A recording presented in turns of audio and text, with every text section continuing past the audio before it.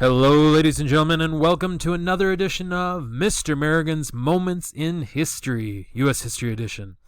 Today, our major focus is going to be the War of 1812. So to my students, both at home and in class, as well as my listeners, thank you so much for coming along. We are going to wrap up our Jeffersonian era unit here with Section 4.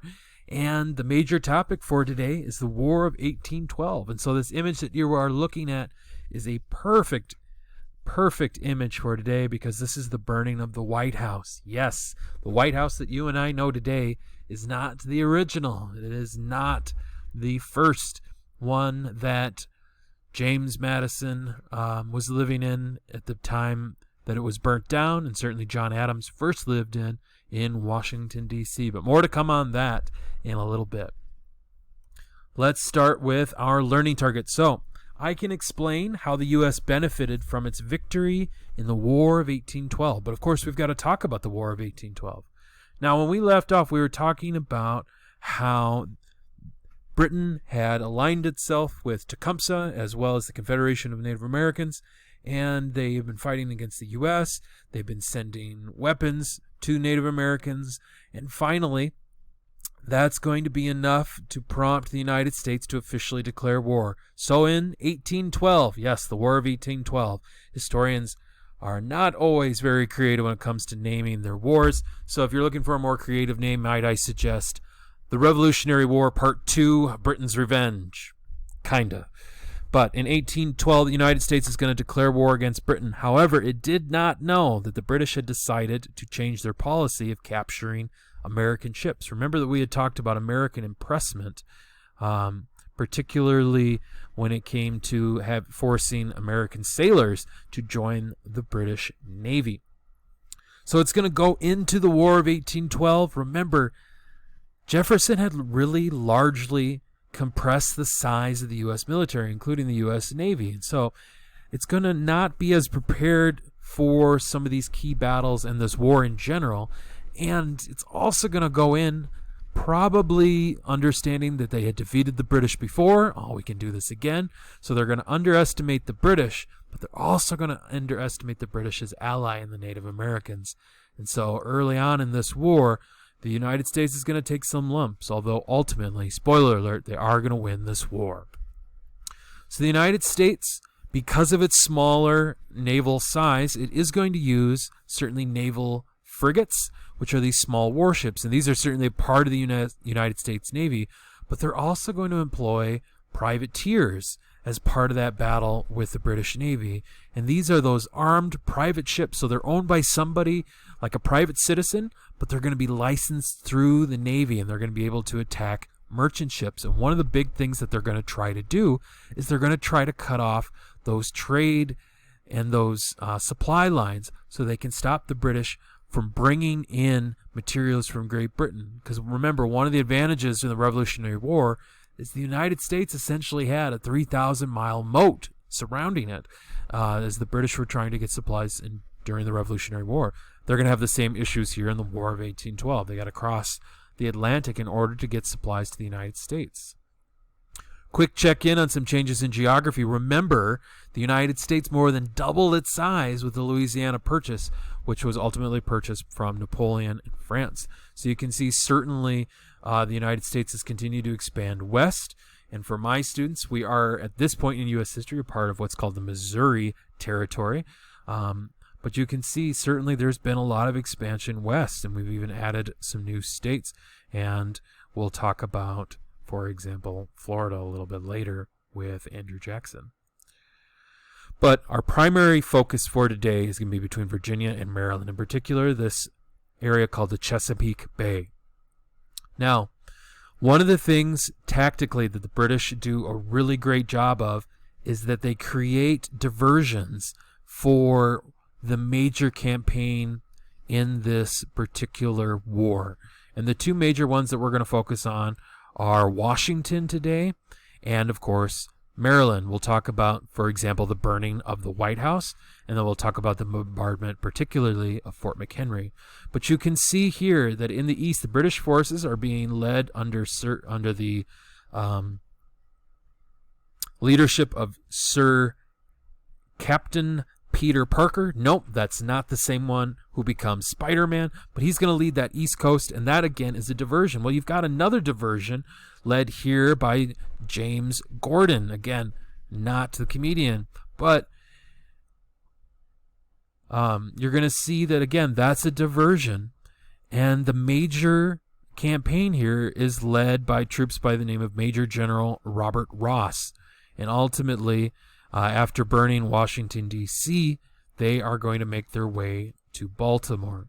But let's start things off with the British offensive, in particular in Washington, D.C. So after winning the war against France, because remember, we had mentioned during that time that Britain and France had ultimately been fighting each other. Now that that war is over, Britain can put a lot more of its focus on sending its forces to America. So in 1814, British are going to sail up the Chesapeake River, and they're going to attack Washington, D.C. While they are there, they're going to create some major chaos, and we're going to read an excerpt here from a source in just a second. But ultimately, they're going to burn the Capitol and the President's Mansion to the ground. Remember, the Capitol is where Congress meets. That's our House of Representatives, and that's our Senate. And, of course, what we now know as the White House. Also, we often refer to as the President's Mansion. So, again, the White House that you and I know today is not the original one. It was rebuilt after the War of 1812 and has certainly been renovated many times since then. All right, quick excerpt here. This is from August of 1814. So we have to note that the War of 1812 did not end in 1812. It certainly lasted beyond that. This was a night of dismay to the inhabitants, and this is, of course, referring to the inhabitants of Washington, D.C. They were taken completely by surprise. The first impulse, of course, tempted them to fly or to flee. The streets were crowded with soldiers, men, women, and children, horses, carriages, and carts, loaded with household furniture, and all hastening towards a wooden bridge which crossed the river, in this case the Potomac. The confusion was terrible, and the crowd upon the bridge was such to endanger its giving way, or for basically to fall into the river. So this is, of course, talking about the scene that was occurring in Washington, D.C., during the War of 1812, and certainly you'd have had people fleeing, trying to get out of the city as quickly as possible. But again, Washington was our first focus, but after that we get to Baltimore, and in particular, the bombardment of Fort McHenry. So a quick look at the battle. This is going to last really over the course of about 3 days, September 12th, 13th, and 14th in 1814. You can see certainly here Fort McHenry, you've got the bombardment of Fort McHenry. Certainly you've also got the British ships in what's referred to as the Old Road Bay, and making their way certainly up here. You've got General Ross meeting General Stricker here, and certainly you've got the defense of Baltimore, such as Fells here, as well as Old Town. But again, the focus for us on this particular battle, and this again is a victory for the United States, is going to be Fort McHenry. And this is what Fort McHenry looks like today. Certainly a very important place in U.S. history during the War of 1812, and certainly the bombardment of Fort McHenry plays a really important role in U.S. history. And in particular, there's a young man on board a British ship. He's being held prisoner by the British, and his name is Francis Scott Key, and he's a poet. He's going to be so inspired by the events at Fort McHenry, particularly, or I should say the whole battle of Baltimore, because he's got a great view of it from the harbor, but certainly Fort McHenry in particular. He's going to write a poem, and that poem is called The Defense of Fort McHenry. Later, it's going to be relabeled as the Star-Spangled Banner, referring to the flag that stood tall over the Americans, and of course we're talking about the American flag, during this particular battle. And this eventually is going to become the national anthem of the United States in 1931, after it's set to music. And you can certainly still see this in, I believe it's in the Smithsonian, but you can still see the parts of the original flag that flew over Fort McHenry even today. So this is going to prove to be a relatively short-lived war. The British are going to be unable to ultimately meet their goal. They're going to be defeated at Lake Champlain. And the British are going to decide that this war, frankly, is too expensive. It just costs too much. And in many ways, it's unnecessary. They're just not going to be able to get out of it what they want. And ultimately, a peace agreement is going to be signed between the United States and Great Britain, and it's going to represent itself in the Treaty of Ghent, which is going to be signed in Belgium in 1814. But that news did not get to the United States before the last battle, and that's the Battle of New Orleans, which took place as the last battle, of course, in New Orleans. And it was certainly waged after that treaty was technically signed. And so this is going to be a major victory for the United States. They're going to very handedly defeat Britain, and you're going to see the rise of a young man by the name of Andrew Jackson, who is going to certainly play a really important role in U.S. history, but he's going to make a name for himself at the Battle of New Orleans. And certainly, as we get to the end of this war, you're going to see Americans are going to feel a new sense of patriotism, pride in their country. Remember that we talked about the differences between patriotism and nationalism, so check out that last video if you need to review that.